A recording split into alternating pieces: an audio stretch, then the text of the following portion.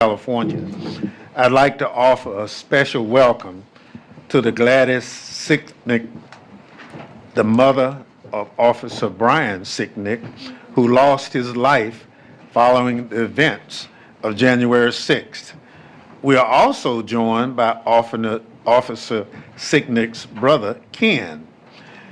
In addition to that, we are also joined by Irwin Smith, the widow of Officer Jeffrey Smith, who lost his life on January 6th as well. And I'd like to thank you for being here and continuing to honor their memory. I now recognize the gentlewoman.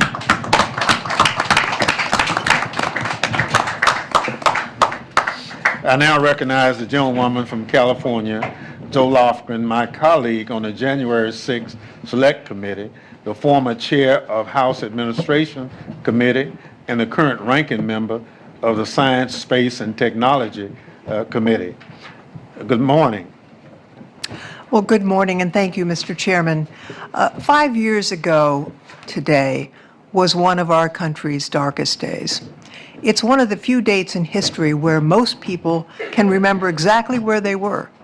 On January 6th, I was chair of the House Administration Committee and therefore was one of the tellers during the counting of electoral votes for the 2020 election. I stood on the House rostrum with then Vice President Mike Pence and then Speaker Nancy Pelosi as we formalized the election of Joe Biden and Kamala Harris. We'd heard plenty of talk in the days before that many Republican members planned to object to the certification of several states at the behest of President Donald Trump. What we didn't expect was for Trump to summon an armed mob to march to the Capitol, urging his supporters to, quote, fight like hell. He had been feeding them lies for weeks, fomenting their rage, and at 2:11, all hell broke loose. A man had ripped away a police officer's riot shield and broke a window on the Senate side, becoming the first insurrectionist to breach the Capitol, and then they began to pour in. Vice President Pence was evacuated by the Secret Service, avoiding by mere seconds the insurrectionists, many of whom were calling for his execution. On the House side, Speaker Pelosi was pulled out by her detail as members of the mob roamed the halls of Congress yelling menacingly, "Where's Nancy?" Since it was a goal of the mob and Trump, it's a miracle that the vice president and no member of Congress were hurt or killed that day. However, the same cannot be said for the brave law enforcement officers that defended our Capitol on January 6th, and my thoughts are with them and their families, as the pain of this day surely has not faded for them in the past 5 years. In the months that followed, the House voted to form an independent 9/11 Commission-style group that would investigate these attacks, and that passed with bipartisan support in the House, only to be blocked by Senate Republicans. Speaker Pelosi decided then that the House would form its own select committee, and that resolution passed 222 to 190. I sit here today with several of my January 6th committee colleagues, including now Senator Adam Schiff, who had to step away, will be back in a minute, former Representative Elaine Luria of Virginia, and former Representative Adam Kinzinger of Illinois. Our work together was an intense, bipartisan, and collaborative effort. We were focused on getting the truth and then revealing the truth, and I think both our hearings and the final report succeeded in doing that. It was important to us that the information we obtained was accessible to every American, not some dense document filled with D.C. jargon, but a report where people could easily understand the magnitude of the January 6th attacks and what led up to that day. January 6th each year serves as a somber reminder of how fragile American democracy is and how close we came to losing it. This year is especially grim, as it is the first year in which insurrectionists are walking free thanks to President Trump's blanket pardons. The president, who purports to be, quote, pro-police and tough on crime, sent over 1,000 criminals free, many guilty of assaulting law enforcement officers. And it's absolutely shameful that President Trump chose on his very first day in office to turn his back on our men and women in uniform and excuse the violence that he incited and to send these criminals back out into the country to menace and hurt innocent Americans. Let me just have this one last thought. No matter how much President Trump and his allies seek to rewrite the past and cover up this stain on our history, the American people remember. With over 1 million documents and hundreds of hours of footage from our investigation, it is one of the most documented crimes in American history. And there's no doubt about who was the most culpable for that terrible tragedy. January 6th was about Trump illegally attempting to seize power. And as president, he continues to aggressively exercise power to the detriment of the American people. For example, his use of tariffs, which is hurting the pocketbooks of Americans all across the country. I think it's important that we see January 6th for what it is, an illegal effort to overturn the Constitution so Trump could have unlimited power. I'd now like to introduce the panel of my fellow January 6th committee colleagues. The Honorable Elaine Luria represented the southeastern Virginia in the House. Before she was a member of Congress, she served as a surface warfare officer in the Navy.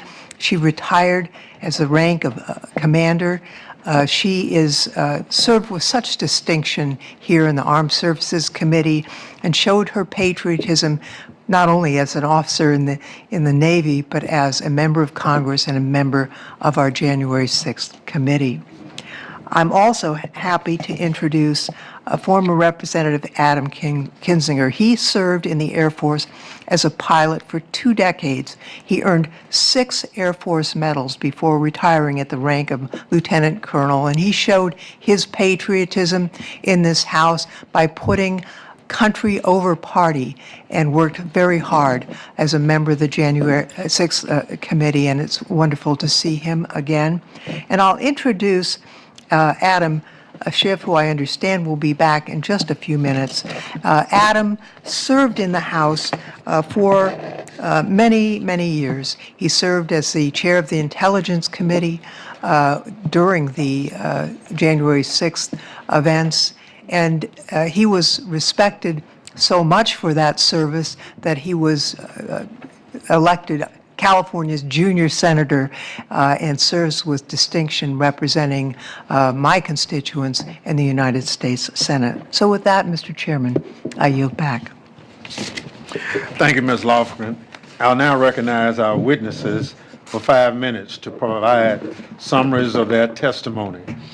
Their full written remarks will be submitted for the record. Representative Luria, you're recognized. Well, thank you to Leader Jeffries, Representative Thompson, and my former colleagues from the Select Committee. I'm grateful to be back in the Capitol. But unfortunately, what brings us together today is the somber remembrance that 5 years ago, the Capitol and our democratic process were under attack by a mob summoned by President Donald Trump. As a retired naval officer who served 2 decades in uniform, I first took the oath to support and defend the Constitution against all enemies, foreign and domestic, at the age of 17 when I entered the United States Naval Academy as a midshipman. And then again as a member of Congress, as we all do. My service has been to this country and to the Constitution. My focus this morning will be what the Select Committee exposed about Donald Trump's failure to uphold his oath, which states to the best of his ability to preserve, protect, and defend the Constitution of the United States, and his dereliction of duty as Commander-in-Chief, and furthermore, how this has persisted during his second term in office. President Trump's failure to act to end the violence that day, his rewriting and whitewashing of history, and his mass pardons of January 6 rioters, literally transforming hundreds of convicted and violent criminals into political martyrs and folk heroes, has served to undercut the rule of law and in turn weakened our democratic institutions. Veterans of our armed services know firsthand the leadership that is required in a time of crisis, urgent and decisive action that puts the country first. But on January 6th, when lives and our democracy hung in the balance, President Trump, as commander-in-chief, refused to act because of his selfish desire to stay in power. Think about what we saw on January 6th. Undeniable violence at the Capitol, the vice president being evacuated to safety by the Secret Service, senators running through the hallways to escape the mob, law enforcement valiantly defending the Capitol against brutal attack. As commander-in-chief, President Trump was oath and duty bound to protect the Capitol. But for over 3 hours, as Adam and I in our hearing described in detail, for 187 minutes, he disregarded the advice and pleas from his closest staff and his own family members to take action, to simply speak the words necessary to stop the violence and send the rioters home. And furthermore, when he spoke, he addressed those who instigated the violence with words of solidarity. He said, "I know your pain. I know your hurt." He doubled down on the stolen election claims and then finally said, "I know how you feel, but go home and go in peace." President Trump also bears responsibility for the extreme delay in the DC National Guard arriving at the Capitol until after the violence had largely subsided. The DC National Guard is unique. It answers directly to the president. Senior Guard leaders have since testified that President Trump could have expedited the Guard's deployment with a single phone call. Instead, the Guard waited for hours, despite being positioned merely blocks away at the DC Armory. Rather than act, President Trump watched the chaos unfold on television from his private West Wing dining room. He made no call to deploy the Guard. Instead, he watched the attacks on Vice President Pence and justified the mob's "Hang Mike Pence" chants as common sense. The Guard arrived 3 hours and 19 minutes after being requested, well after the worst of the violence had already occurred. We'll never know how many law enforcement officers might have been spared their brutal injuries, or how many lives might have been saved had the commander-in-chief done his duty in the moment when it mattered the most. What we do know is that it was an outrageous dereliction of duty and a profound violation of President Trump's oath of office. President Trump has rescripted the norms of government service to require personal loyalty over loyalty to the Constitution. Our military leadership has resisted this and has held firm despite ever-increasing pressure. Yet President Trump continues to blur the lines between the duty of the military to the Constitution and his political aims. Days after losing the 2020 presidential election, President Trump fired Secretary of Defense Mark Esper for this very reason: insufficient personal loyalty. This was an extraordinary action by a lame duck president during a presidential transition that alarmed national security professionals on both sides of the aisle. Secretary Esper had resisted Trump's efforts to use the active duty military forces for domestic political purposes. He imposed invoking the Insurrection Act to deploy troops to American streets during protests. He counseled against Trump's suggestions that troops should just shoot protesters. Since resuming office, President Trump has again politicized the armed forces, opening a baseless investigation into the former chairman of the Joint Chiefs of Staff, Mark Milley. He and his administration purged senior military leadership and fired the service branch's top lawyers, simply deeming them roadblocks. He threatened to recall a sitting U.S. senator to active duty to be tried for claims of sedition under the Uniform Code of Military Justice. This is an extraordinary step to weaponize DOD against a member of the legislative branch. He has described fellow Americans as the enemy within, suggested the military straighten out American cities, and even proposed using American communities as military training grounds. These statements coincided with troop deployments to American cities over the objections of state and local leaders, and with a systematic effort to muzzle the Pentagon reporting by restricting press access to the Pentagon unless pre-approved by the administration. As someone who served in the military and in uniform for 2 decades, I find this vision for our military deeply un-American. President Trump did not only attack this building and our democracy, he attacked the fundamental idea that the military serves the Constitution, not a man, not a party, and not a political agenda. This trend has only accelerated since his explicit display of dereliction of duty on January 6th, and should stand as a warning to all Americans that living in a free democracy is not self-executing. It depends on leaders and citizens choosing to uphold our values. We owe it to the law enforcement officers who defended the Capitol, those serving in uniform today, and the generations to come to lead that fight. And this is one that I will never abandon. Thank you. Thank you so much. Chair now recognizes Representative Kinzinger. You're recognized. Well, thank you, Chairman Leader Jeffries. Thanks for having me. It's way different on this side, guys, let me tell you. I want to just briefly talk about the whole idea of this plaque. It's shocking to me, by the way, that has not been put up. Now, I am convinced that it will be put up at least by next January, and I'll humbly suggest maybe you can double the size of it by then. 5 years ago today, the president decided that America's legacy of transfer of power was beneath him. It was beneath him. And we all know what he did. He sent the mob to the Capitol and tried to rob the American people of their votes. He aimed to destroy America's self-determination and replace it with his own corrupt will. We've all seen the videos. We even saw them today. You know how vicious it was. No rational person can look at that violence that occurred on January 6th and think that it is not wrong. But even more concerning is that threats to our democracy have continued beyond what we've witnessed 5 years ago. And it's continued to today. The persisting threat to our nation lies in how Donald Trump and his allies have manufactured an alternate reality of conspiracies to support their violent siege of our democracy. It's simple. They want to rewrite history. By the way, we won't let them. These conspiracies started even before January 6th. The moment that Donald Trump realized that he could lose to Joe Biden, he began touting the big lie to undercut the public's trust in the election. And we all know that the thing that holds us together as Americans and the thing that allows us to self-govern is our belief that we can vote. If you're allowed to vote, the votes are counted and the winner wins. And when you violate that, you create real damage to the American people.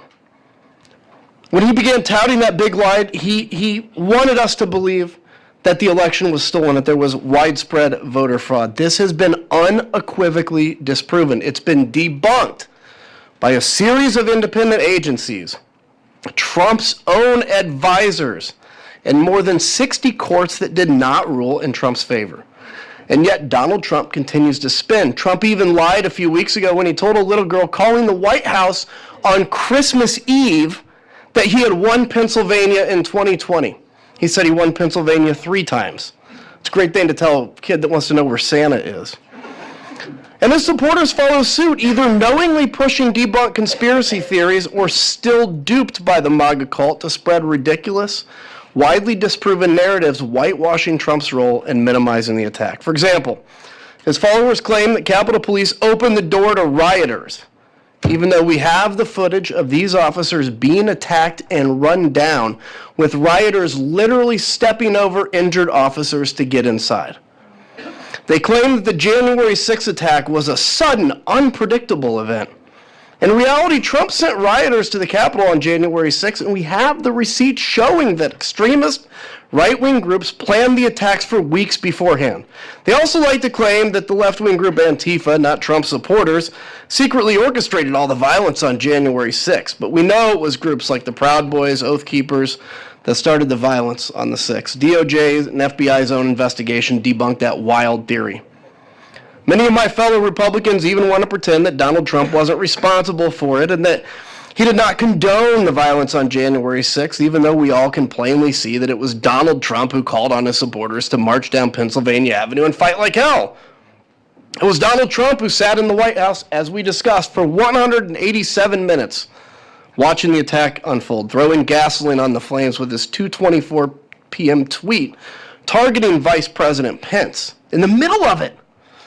And since then, he's called January 6th defendants political prisoners and hostages. I want to point out here for a second that when these folks were arrested, they were contrite, as Ms. Hemphill was. And then the whole media organization of some of these came around and started calling them political prisoners. And when they did, they made them victims. And then that's when you saw the narrative change from they broke the law to they're victims. This is then in one of the first acts of the president's term, he immediately pardoned all of those people who took up arms for his wicked cause that day. I hear often, well, Adam, Trump only pardoned the innocent ones. He never pardoned. Cop beaters are real criminals. Well, that's obviously another false narrative. He didn't just pardon the nonviolent or non-dangerous people. He pardoned every single criminal who beat, kicked, punched, and pepper sprayed over 140 of our law enforcement officers. He pardoned every single criminal who helped drag a screaming officer into a crowd and said to shoot him with his own gun. I get asked frequently, why are you still going on about January 6th? Can't you just let it go? If our country had achieved real accountability and deterrence, we could move on. But we have not. A fact made clear by Donald Trump still spinning his conspiracies and his base still continuing to promote them. Donald Trump knows that these lies and stories only strengthen his power over the American people. How can I allow this without sharing what I know to be true, that on January 6th he tried to overthrow his government and call myself a patriot? How can I let that happen and call myself a patriot? How can we ever ensure that our votes matter if we bow to the narrative of a president who incites an insurrection, denies doing it, and then pardons the insurrectionists? The rewriting of January 6th is un-American. That's why we're here on this important day, to safeguard our democracy and call out corruption without fear of Donald Trump's persecution, so that a day like this may never stay in our country again. I also get asked a lot, what did the January 6th committee accomplish? And I'll tell you, we may have another few years. We have to continue to battle this misinformation. But I guarantee you that my kid and my grandkid and his grandkid will know the truth of what happened on that day. Because while the DOJ was not allowed to finish their investigation because the president knew exactly what they had, and he made them drop it. Because of that, the only living record was the January 6th committee, and I am proud of our work, and I yield back. Thank you so much for your testimony today. Very powerful. You both have served this country in various ways before, during, and after your service. Representative Luria, you've had a distinguished career in the U.S. Navy. Representative Kinzinger, you've served in the U.S. Air Force and National Guard. Given that record of service, what would you tell those who are in nonpartisan professional roles in the U.S. government right now?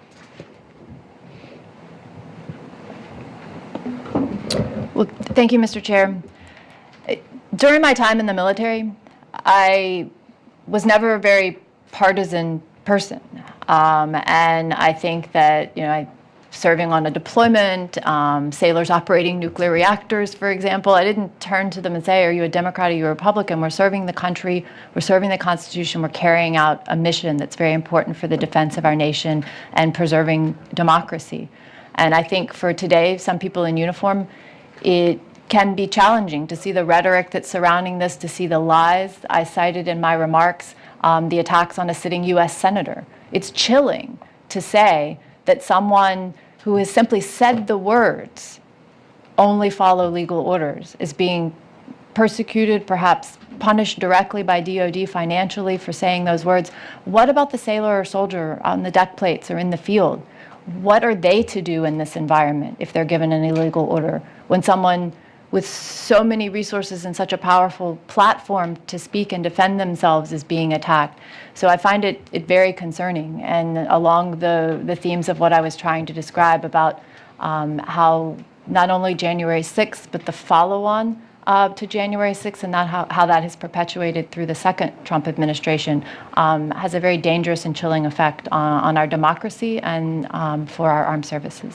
And very well said. I agree 100%. I'll add one thing, which is just generally to anybody out there that's working in a career position, it's in the military, whatever, is don't give up hope.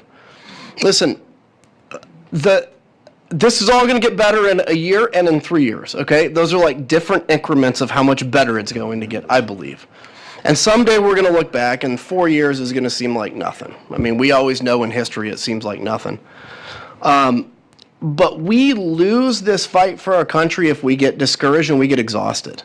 In chaos, like the people that we're up against, they love chaos. This actually energizes them. It's like a shot of 5-hour energy drink. For us, it exhausts us. And so our battle is to stay engaged through the exhaustion. And so that's what I would encourage.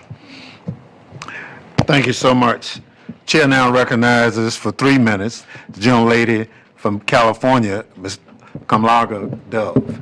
Thank you, Mr. Chair, and I want to thank our witnesses for being here today. I have to say, Representative Kinzinger, I've been rereading some of your interviews and your article on Substack, and I have to tell you that I'm not reading Republican, I am not reading Democrat, I am reading American.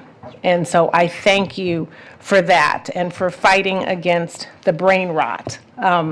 So you were on the Select Committee and you shared your experiences post January 6th.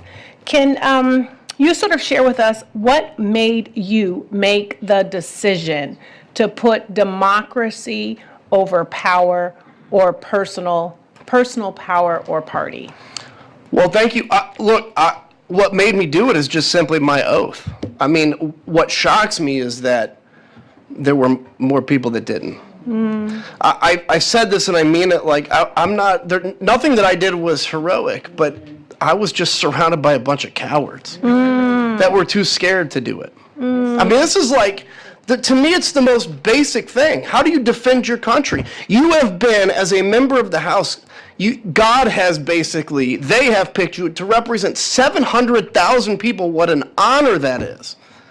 And you're going to sit there and say, my career is more important than this moment with 700,000 people? I wear the name of Andreas O'Keefe, who's a friend of mine that was killed in Iraq, on my wrist.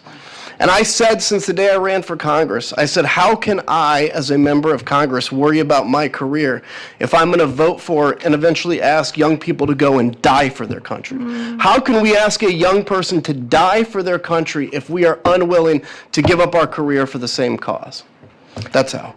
And so thank you for that. And when you talk about cowardice and when you talk about leadership, what message is the Speaker sending when he refuses to put up this plaque? If I can say this just humbly, now that I'm out too, it makes it easier. Look, I'm a Christian. I have no reason to doubt that the Speaker's a Christian. What I have a hard time seeing is how we can openly lie to 300 million people and say that's in line with our faith. Look, I'm not walking in his shoes. But the plaque is very simple. You don't have to say that Donald Trump won or lost 2020. All you have to say is DC Metro and Capitol Police did a hell of a job defending this Capitol that day. And had they not been there, and I can tell you, hand on the Bible, had they not been there, it would have been a very different and very bad day. So why the Speaker can't do it? Because is he scared of people saying, oh my gosh, you put up a plaque? That's why I say double the size of it when you guys put it up. I am running out of time, but I just want to say thank you. I want to say thank you for your voice and for your courage and for your commitment to this country. We must work and be as steadfast as possible in fighting against the rationalization, the socialization, and the legitimization of political violence and terror, and you are a warrior in that space. Thank you. I yield back. Thank you. Gentlelady yields back. Chair recognizes gentleman from Maryland, Mr. Raskin, for 3 minutes. Mr. Chairman, thank you. Adam Kinzinger, you're a great American patriot.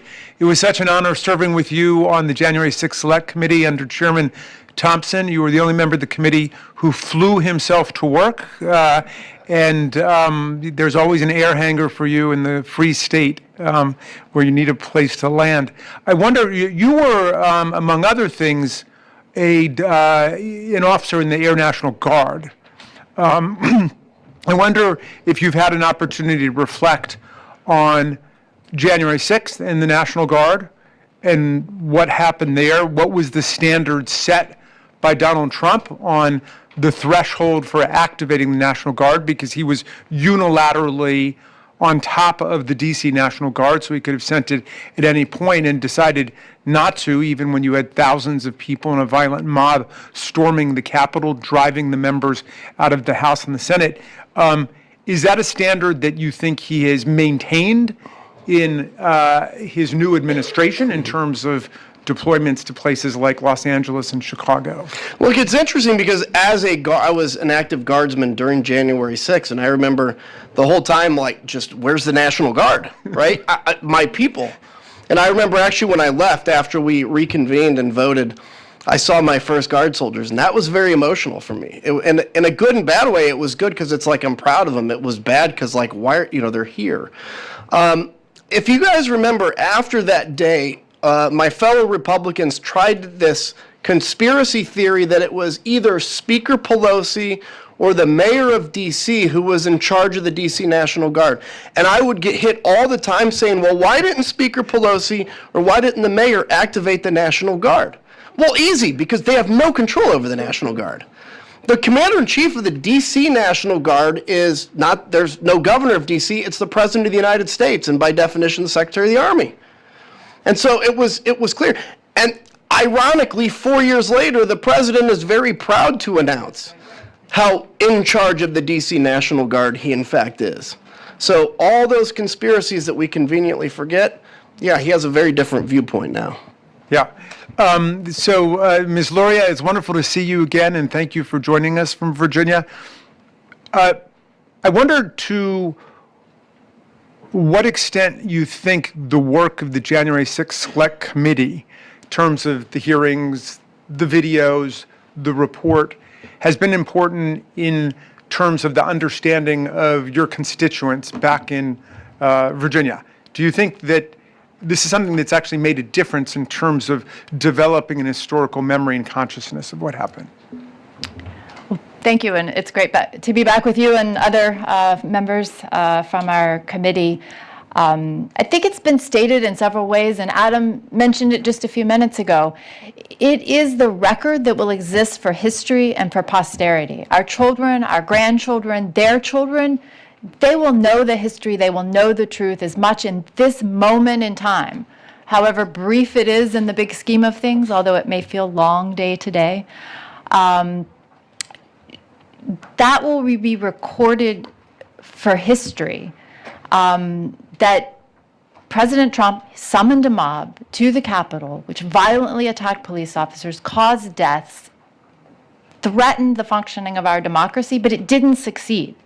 And the myths that are being perpetuated today to keep it alive, they're not going to succeed either, because the history books that our grandchildren will study, and not only about the day of January 6th, but continuing to study the way that our government is continuing to function as an effective and fair democracy, will prove that the work we did on January 6th was important. Yield back. Thank you. Thank you very much. We've been joined by Senator Schiff. We've been anxiously awaiting your testimony. Senator Schiff. Thank you, Mr. Chairman. 5 years ago, in the aftermath of January 6th and the attack on the Capitol, the Select Committee documented in painstaking detail how our democracy held, just barely, in large part thanks to a critical mass of honorable officials who withstood President Trump's pressure campaign to subvert the law and overturn the election results. People like Brad Raffensperger, Gabriel Sterling, Rusty Bowers, Ruby Freeman, and Shay Moss, among many others, who, as the Select Committee documented, faced extraordinary pressure to betray their oaths and to overturn the will of the voters.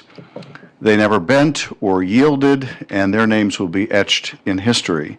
The Select Committee's final report detailed how President Trump pressured, for example, Georgia Secretary of State Brad Raffensperger in that now infamous phone call demanding that he find 11,780 votes. As Raffensperger told the committee, I felt then, and I still believe today, that this was a threat.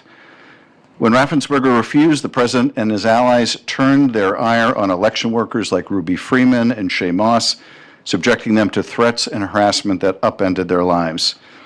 The committee's report documents at least 200 acts of pressure by President Trump targeting state and local officials through meetings, phone calls, text messages, as well as social media campaigns.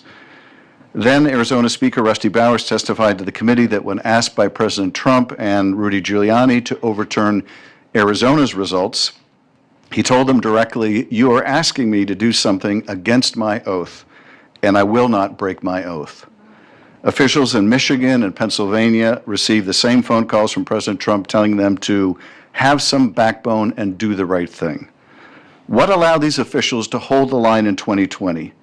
Courage, yes. Patriotism, without question. Dedication to duty, without a doubt. But they also had federal partners willing to follow the law. They had the Cyber Security and Infrastructure Security Agency providing critical election security support. They had federal courts, including judges appointed by President Trump himself, reject baseless claims and uphold the rule of law.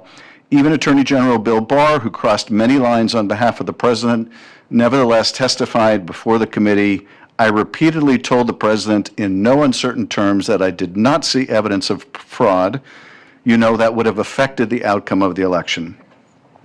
Today, however, the landscape has fundamentally changed. The election officials who stood strong in 2020 are being systematically purged, and the guardrails to protect the integrity of our elections are being taken down brick by brick. By Donald Trump, by his enablers, by those willing to look the other way for the sake of political expediency. This administration is working methodically to ensure that when the next test comes, there will be few, if any, left to resist. First, they've eliminated the federal support system. They've ended all election security work at the Cybersecurity and Infrastructure Security Agency. They fired employees who worked on election-related programs. They've ceased funding the Election Infrastructure Information Sharing and Analysis Center, the very organization that helped state and local officials respond to cyber attacks on election systems. Second, they've replaced trusted public servants with loyalists. Attorney General Pam Bondi and the president's former personal lawyers are now in leadership positions at the Justice Department, and they have proved themselves more than willing to adopt and disseminate conspiracy theories about the 2020 election. An attorney who worked alongside the architects of the fake elector scheme now represents DOJ in its Fulton County litigation. Another who tried to throw out 200,000 ballots in Wisconsin now works at the DOJ Civil Rights Division. Trump's Justice Department has even fired or demoted career prosecutors and investigators who are doing their jobs by holding violent attackers accountable. Third, they're creating legal pretexts for future subversion. In March 2025, the president issued an executive order that purports to establish documentary proof of citizenship requirements for voter registration, to decertify voting machines used throughout the country, and to restrict election funding to states that allow post-election day receipt of ballots. While federal courts have stopped parts of this order, it serves to sow confusion and provide cause to refuse to certify future election results. How, the president may ask in November, can we trust the results from an election run on voting machines that he previously sought to decertify? And fourth, they're weaponizing DOJ to intimidate voters and local officials. The department has filed lawsuits against 18 states, largely those with Democratic majorities, seeking complete unredacted voter rolls with Americans' personal identifying information. It's easy to see the script they could deploy to call into question future election outcomes without any basis in fact. They could claim, for example, the Department of Justice cannot confirm that X state's elections were free of voter fraud because they refused to share voter information with the federal government. And perhaps most ominously, we've seen the president's efforts to coerce Colorado into releasing Tina Peters, a county clerk convicted of serious state-level election-related crimes, including going so far as to veto a bill unanimously passed by both chambers of Congress that delivers clean drinking water to rural Coloradans.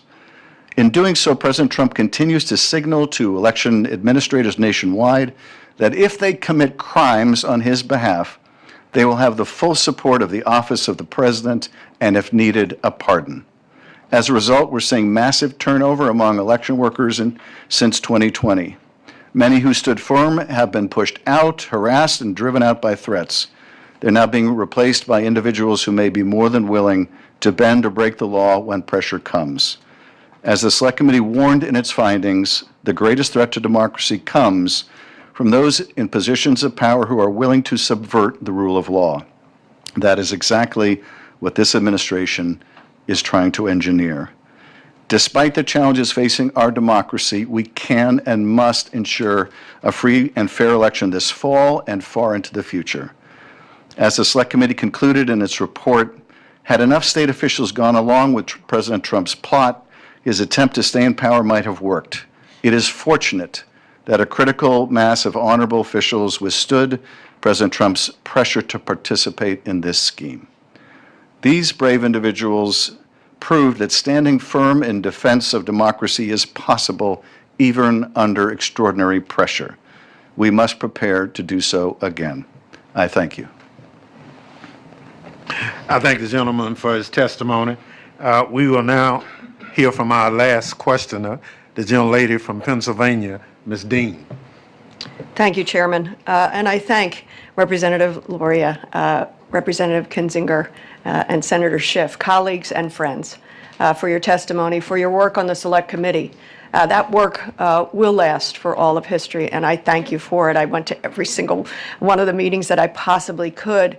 And Adam, to your point, to hear from the brave Americans who put themselves at risk, not just representatives, but the brave Americans who had the courage to tell the truth about what had happened and the pressures that they had been under, whether they were in the administration or outside the administration. Elaine, you started with the notion of oath and duty. Actually, I think all of you spoke to that issue. It is so clear that, as Jack Smith's testimony reveals, the president, after a series of lies, the lies that continue to this day, he invited the mob, he incited the mob, and then he exploited the mob as he continued the series of lies to millions of Americans. And I remember I had the solemn honor, probably the highest honor I will ever serve here as a member of Congress. I was asked by Speaker Pelosi to be an impeachment manager for the second impeachment of Donald Trump, serving alongside so many of the folks here. And I remember people saying, well, wait a second, you know, he couldn't have foreseen that that could have happened. Well, of course, he could foresee, and the folks around him could foresee. But the 187-minute delay sitting in the dining room, are you kidding me? Representative Swalwell asked about a comparison to another president acting in such a way. Could you imagine another president waiting 5 minutes when his vice president, members of the House and Senate were under such a critical attack? And I guess I want to just ask you each quickly. I agree with you. We're going to face the same problem again. And maybe, Mr. Kinzinger, you could help us the most. Most people say to me, why is it only Adam Kinzinger and few others? When will they part company with this man of lies and corruption? Can you give us any understanding of that? I mean, when it's been 10 years of him around and you invest so much of yourself in helping to advance the lie, you now take ownership of it if you admit that's what it is. And humans are unbelievably capable of convincing ourselves of anything. And keep in mind the first term of Donald Trump, there are a lot of your colleagues, my colleagues, that either didn't run again, they were beat or whatever for speaking out. And so after 10 years, the only folks left are those that are very willing to bow down and to offer everything to the great Donald Trump. And I tell you, when it ends is in 3 years when he's out of office. And all of a sudden, you know, and potentially what happens here, power is the one thing that can wake them up. And so they're going to lose it. And it's going to be a pretty bad day for them when they do. Thank you all for your extraordinary service to our country. I yield back. Thank you so much. Senator, you'd like to comment on that? I would. One of the issues that we looked at as part of the January 6th committee, but it was also larger than the scope of what we could effectively wrap our heads around, is the challenge of where Americans now get their information and how we get it from such very different places. And I think in answer to your question, not just about this president, but about so much of what divides the country, we're going to have to figure out a way of becoming better consumers of information, of breaking down some of the stovepipes again, because we each live in such different information worlds. I'm old enough to have rushed back to my college dormitory to watch Walter Cronkite's last broadcast, and that was a time when there was a large body of agreed upon fact, and we might differ with what to do with those facts, but at least we agreed there were facts. Now people tune into the news they want to hear to reinforce the views they already have, or they have it curated for them on social media that shows them only what they want to see because it rewards time on their platform. This, to me, is one of the most cross-cutting challenges we have. And I think in order to avoid this kind of ability to gaslight a significant part of the country by claiming you cannot believe your lying eyes, you can't believe what you're hearing, you can only believe me, we're going to have to find a way to break through those information silos. And I think this disruption we've had in how we get information is every bit as seismic as the invention of the printing press must have been. But civilization had centuries to get used to that innovation and not a few wars. We've had a relative millisecond to get used to this media environment, and we're going to have to figure this out. But Chairman, I thank you for hosting this hearing along with Leader Jeffries. Thank you, Chairman, for your service, and to Adam and Elaine, my colleagues. Very grateful for your work. Was very proud to serve with you on the January 6th committee. And Adam, thank you for your continued courage and willingness to speak out. And I want to thank our colleagues for appearing here today. And I'll now excuse you and invite our next panel of witnesses to take their seat.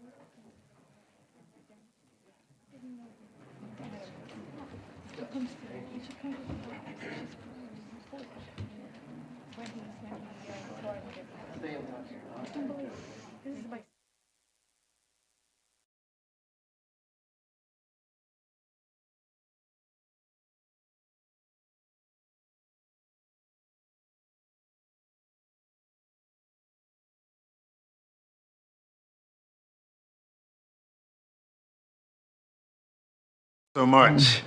I'll now recognize our distinguished current members for 3 minutes to provide summaries of their testimony.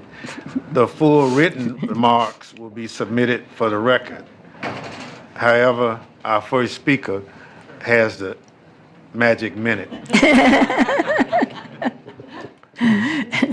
That's why I wore the pin today, to get that magic minute.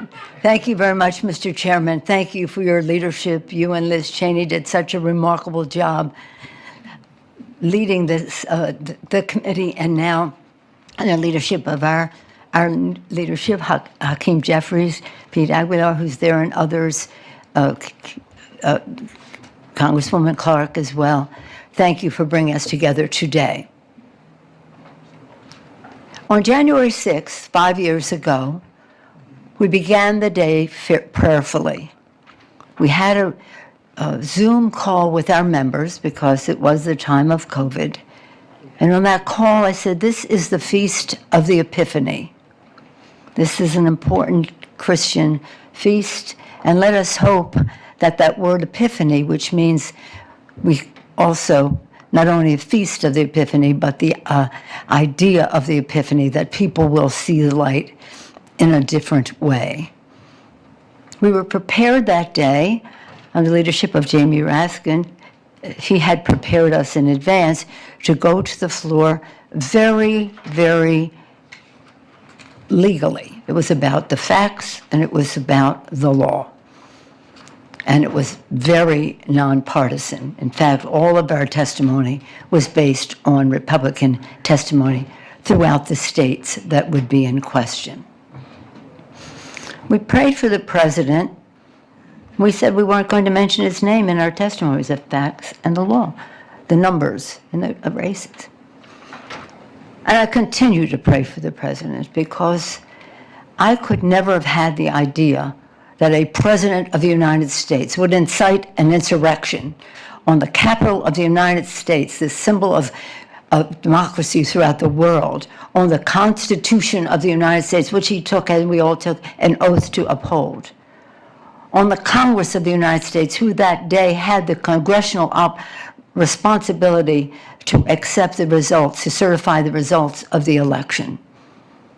The list goes on. And today, that president who incited that insurrection continues to lie about what happened that day. On my way over here, I saw on TV that he was claiming that we did not ask for the National Guard. I thank Representative Kinzinger and as well as Elaine Luria for setting the record straight and other testimony that you have heard here. For over 3 hours, we begged him to send the National Guard.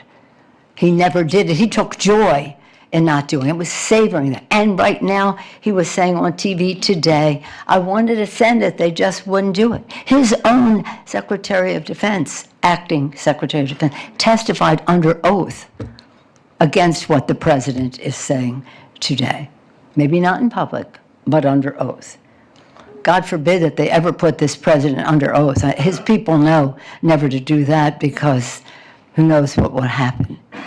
But what he's saying today, still lying about it, is an insult to the American people. Good thinking people in our country, and I believe in the goodness of the American people. Believing in their goodness is what gives us hope that we can move on from this even stronger. His lies that he continues to tell are an insult. The courage of our founders, the beautiful vision they had of this country. And they wrote the Constitution. Thank God they made it amendable so that we could expand freedom over time. But in that Constitution, they knew that we could have a rogue president. Hence, they put impeachment there. But they never suspected that at the same time we'd have a rogue United States Senate, wouldn't have the courage to testify to the truth. However, Senator Mitch McConnell, the leader of the Senate at that time, joined us in calling for the National Guard. Get it over here right away. He used a little slight profanity in what he said, and yet he refused to vote for the impeachment. But nonetheless, getting back to this actual date, because of Sergeant Aguilo Canal, Harry Dunn, Eugene Goodman, Michael Fanone, Daniel Hodgins, Caroline Edwards, because of the actions of these members of Congress and their courage, and I name just a few, but because of the National Guard, our members of Congress were protected. And some of them are here, and I see so many more who will testify. We all know the leadership that was provided by one of our colleagues who will testify, and he told them to take off their pins because these people were coming to get us. How many times did I hear they were going to put a bullet in my F-word head? That's what I heard on TV while we were seeing this on TV. But one thing I knew when we saw that on TV was, despite what anybody would say, that we would go to the floor that night and show the world that the Congress of the United States, that our democracy had survived the insurrection that the United States president had incited. And I want to especially thank the mother, Gladys, and son Kenny, in attendance of Officer Brian Sicknick. Officer Jeffy Smith, his widow Erin, is in attendance, and also Officer Howard Livingood's family, Officer Kyle DeFreytag, and Officer Gunnar Hashida. These families made the supreme sacrifice for our democracy. And that day, what particularly offended me was, we know that our founders, the Times have found us, right, Mr.? The Times found our founders to establish this country. The Times found Lincoln to save the Union. The Times found us to save our democracy as well. But when we were watching this on TV, we could see the Confederate flag being flown under Lincoln's dome, the dome that Lincoln built during the Civil War to show the world that America was resilient. Lincoln's dome, there's the Confederate flag, while they were defecating on the floor of the Capitol, insulting the people who managed the Capitol, the staff and all the rest. But it was the courage of our national police and also the Metropolitan Police that saved our lives. It was the courage of our members to go back to the floor that night. I was so proud of them, because you never know in terms of whatever is happening in the White House still. It took courage to go back to that floor. Still, when we went back to the floor to continue the work of the Constitution, the Republican members decided to still challenge the results of the election. That it wasn't honest. I mean, the lies were so pervasive. They were so sad. They were so sick. It's almost if you drum up something from the past. Have you no decency? Do you not care about your oath of office? Is your loyalty to that man who incited an insurrection more than your oath of office? Is your political career more important than America to you? Why are you here? Why are you here? So again, I want to just say that with all of this, one of the proudest moments of my 8 years of Speaker and 12 other years as leader, but the Speaker part, was that we went to the floor and we honored our members, had the courage to go there after being under threat, being chased by these people, being under threat, to go to the floor to honor their oaths of office. Again, there's one thing, I mean, we're not going to forget, and this committee, the January 6th committee, thank you all for your service in that regard, because there is the record. Think what would have been if we didn't even have that. The public would not even know the destruction of it. The president is always saying to me, well, you weren't ready. I wasn't ready for a president of the United States. Yeah, I wasn't ready for a president of the United States to incite an insurrection against the Congress of the United States, against the Constitution, against the Capitol of the United States. No, who would be ready for that? But we are ready to save our democracy. The Times have found us to do that. And again, much to his dismay, we went to the floor that night in the House and in the Senate to honor our oath and to certify the results of the Electoral College. But the one thing that I'll never forgive them for is the trauma that they created in the lives of our members and their families who are seeing this, and the staff when we came back from the undisclosed location, which they wanted us to, where they wanted us to stay, they said, you stayed there in a couple of days, you can do that. No, we're going now, and we're going to the Capitol, and we're not staying in any undisclosed location. And we're not doing that. Forget that. So when we went in and saw the staff are these young people who are idealistic, who come to Washington, Democrats and Republicans, come here to be part of what's happening and what will happen for the future. And to see the trauma in their eyes because of this inciter of an insurrection and these people who followed him. Again, one of them having a shirt, Auschwitz, 6 million were not enough, for example, of some of the people who were there. So, again, I thank you for the magic minute. Again, I have so much, there was so much going on there. But what was going on there is in a bipartisan way, we were asking the President of the United States again and again and again. When we had the Department of Defense on the phone, we said, pretend this was the Pentagon, and they were doing this at the Pentagon. What would you do? What would you do? But this president continues to lie about that fact. And that fact is important because it costs lives. It caused trauma. It sent the wrong message to the world about what democracy is. It was something that made Putin proud. See, democracy doesn't really work because of this President of the United States. An insult to the institution in which he serves, an insult to the founders of our country, an insult to the intelligence of the American people. I yield back. Thank you.